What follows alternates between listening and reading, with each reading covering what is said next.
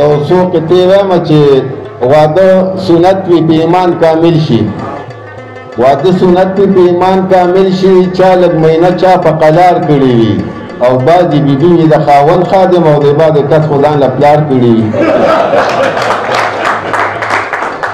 بله قطعه چې بخر لوی روب لرم د ادب لرمه، بخر لوی روب لرم د ادب لرمه، راته ډېر خلک ښکته بره کېږي او بس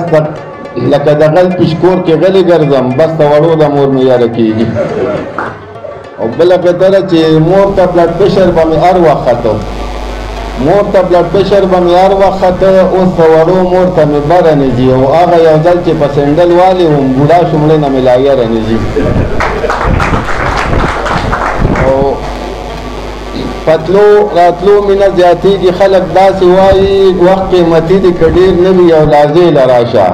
او زما ته یو څه مطلب دا ښکلي ته بل څه اخلي، اوس شاته دا نه ویم زمونږ ځای ته شپې له راشه.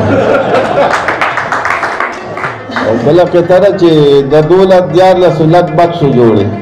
د 12 لک بکسو جوړې، ویښتو کې لار په څه ترتیب وباسي او بس ایزیلوډ له زما اشنا دی او د ملا نټکې یې رقیب وباسي. او چې نو منې وي د کمې راشي فرنډ، چې نو منې وي د کمې راشي فرنډ، خامخا د یارانې به هم کېده انډ، هغه ښکلې پې خاموشه شولو پاتې چې مې میسج آی لو یو په ورسنډ. او د ډېر غمه مې دردونه کوي چیسټ، د ډېر غمه مې دردونه کوي چیسټ، چې مې یار کړي د رقیب په بیډ کې ریسټ، ایوری ډے د ویلکم په تمه ناست یم چې د ایسټه به راځي او که د ویسټ. او دا یو څو شعرونه دي چې ایوری ډے به مې کېده ورسره میټ، که معلوم د ډیر فرنډ راته سیټ، د فراق اوښکې به سترګې مې ړندې کي، نه وینم چې په نظر مې دلبر سویټ، تر هغې به انجر سټارټ دغسې پروت یم چې تر څو مې دلبر خپله لږ ټیټریټ، کله لږ چې د لفټ ته پاسه کېدم لو به هله بیا زمونږ چې کمپلیټ، او ډېټ بېټر دی د هغې نه غزګیواله خو چې ونه خوري د رقیب د لاسه بیټ. او یو څو شعرونه نور وایم چې دا داسې سره سره ګلابي اننګي، دا داسې سره سره ګلابي اننګي، نن پړسولې یې بیخي اننګي، او د چا لیدو پسې یې ګل شي سترګې، څوک لکه ګوړی سکي اننګي، زما د زړه ارمان به ورجېږي که یو بوسه راکړي د ښي اننګي،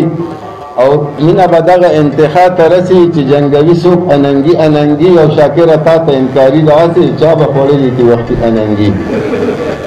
او یو غزل وایم چې بقا نشته که د ډېر عمر دراز شي، چې د یار په ننګ قربان شي نو ممتاز شي، مصمم پې د الوت اعتماد نشي، چې وګر د هرکله د مجاز شي، بیا مرام ته رسېدل یا مشکل نه دي، که دا قام چېرته یو موټی یو اواز شي،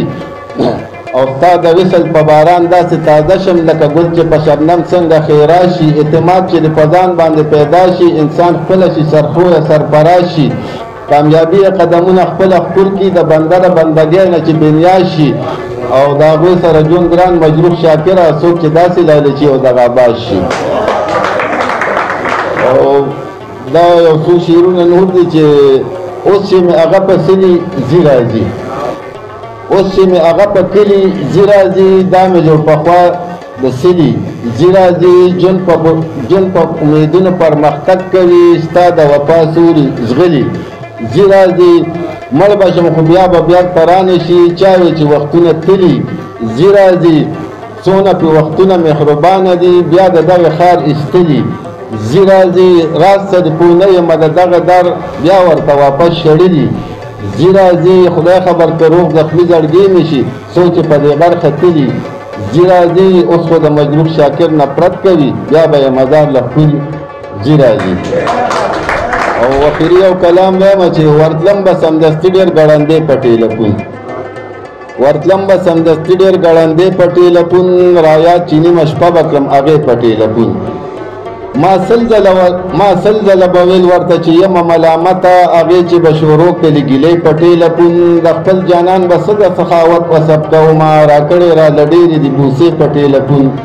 نن شک مې خزدني په پاکه مینه ورله وکړو، غوسه شوه رانه ویې ویستې بڼۍ پټې لپون، رهباره اوس مې پاتې ضرورت ته څه نشته، اوس خلک واړه ټول کړي یارانې پټې لپون. مشاکره چې موقع به ورته لږه شان میلاو شوه میلاو به یې ځان ته درکړل غزګې په ټیلیفون او بس اخري یو دوه قطعې وایم چې راځئ په یوه خوله چې یو ناره د انقلاب کړو راځئ په یوه خوله چې یو ناره د انقلاب کړو وړي حالات مو د هغو ښه زندګي او دا کم جبر تاریخ ته پښتنو سره راغشتې په خپل وطن کې دا خانه بدوشه زندګي او خپل محبوب تعالی مکان ته ځان له بوتلو ما بنده جز له وس خو د مکان را خپل محبوب تعالی مکان ته ځان له بوتلو ما بنده جز له وس خو د مکان را او ربه تا که خپله عشق کړي نه وي خوله مې ماته شه که موږی جانان را